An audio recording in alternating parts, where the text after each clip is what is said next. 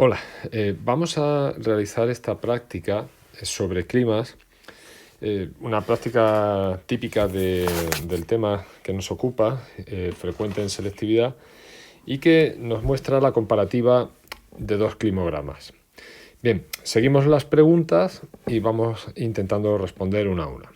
Dice la primera pregunta: explique las diferencias pluviométricas mensuales y estacionales entre estas dos representaciones climáticas.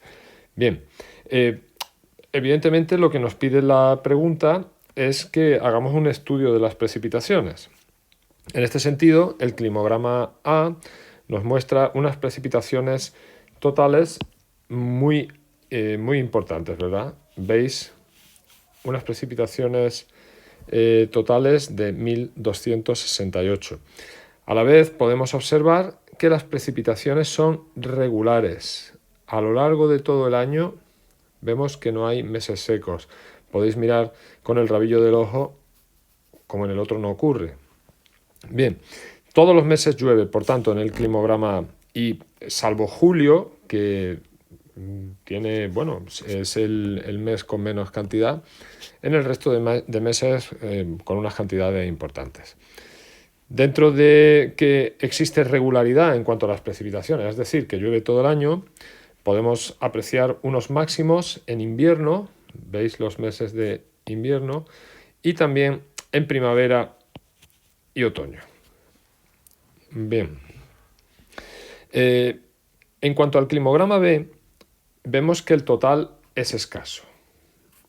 Ahí tenéis 607 frente a los 1268 del anterior, prácticamente la mitad. Y además de que hay una total de precipitaciones relativamente escaso, recordad que por debajo de 800 ya nos movemos en los dominios del clima mediterráneo, vemos que está desigualmente distribuido a lo largo del año. Existe un periodo de sequía, es decir, existe aridez, ¿veis?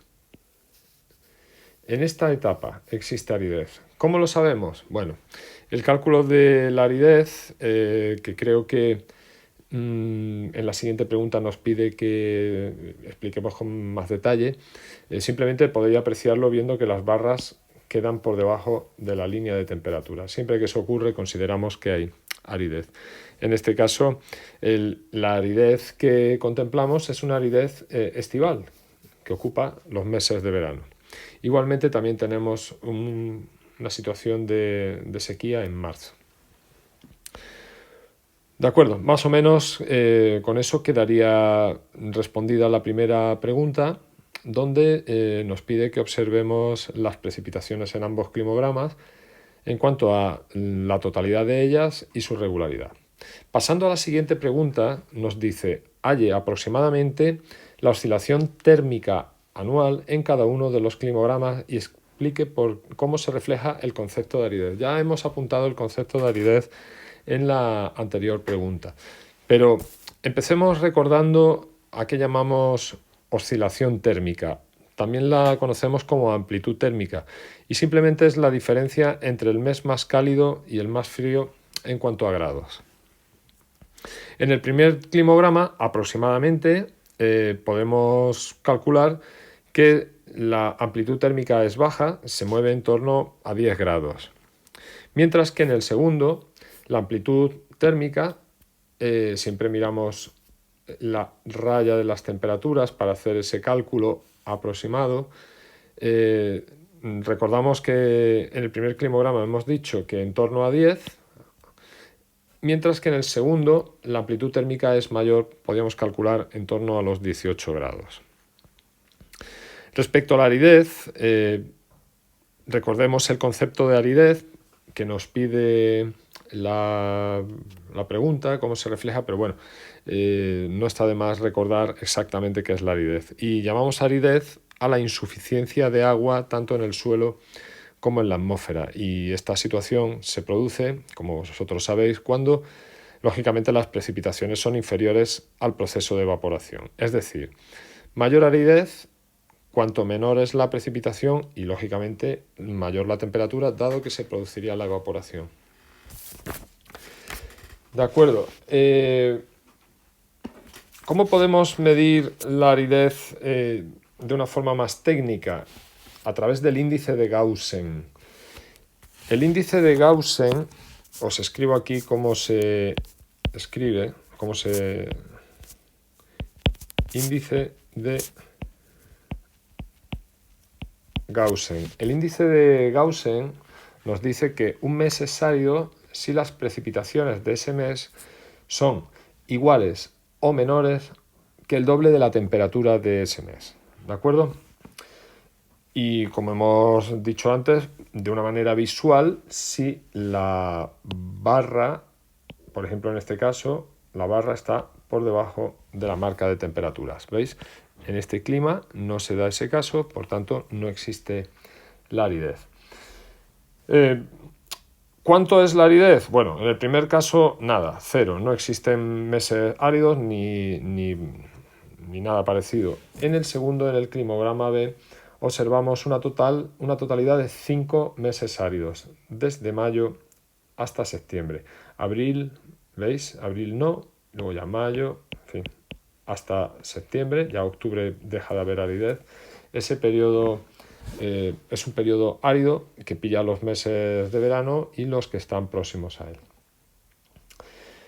Finalmente, la práctica nos pide el desenlace de este análisis de climas, y es qué clima o qué tipo de clima representa cada uno y en qué lugares de España se podría localizar. Evidentemente, se debe razonar esta respuesta, como nos pide la misma, nos pide la prueba, y hemos de dar una explicación más o menos breve sobre por qué apostamos por esos climas.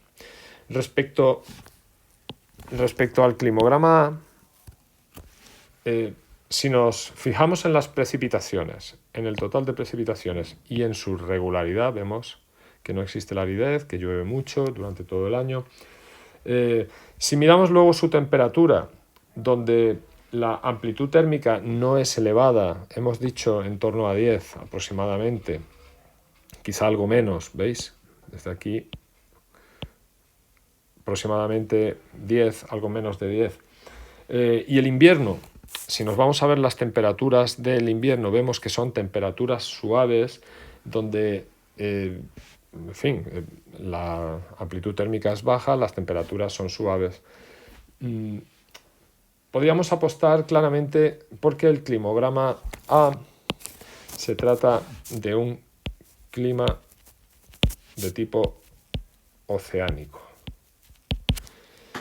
¿Dónde podemos encontrar ese clima? Pues ya sabéis, Galicia y toda la cornisa cantábrica. Cualquier ciudad de esa zona costera, podría ser Santander, perfectamente, podría ser Gijón, alguna ciudad de ese tipo. Respecto al segundo climograma, al climograma B, observando la escasez e irregularidad de las precipitaciones y una amplitud térmica considerable, donde observamos por temperatura unos meses de verano calurosos y un invierno suave, daros cuenta que el mes más frío, que creo que puede ser diciembre, no baja la temperatura de 10 grados. Eso nos da la idea de que estamos en un clima de tipo costero. Y teniendo en cuenta todas esas afirmaciones que estamos viendo en el climograma, podríamos apostar por un clima mediterráneo marítimo o costero. ¿De acuerdo? Alguna ciudad de la costa mediterránea podría ser candidata a ser la propietaria de este climograma, por así decirlo.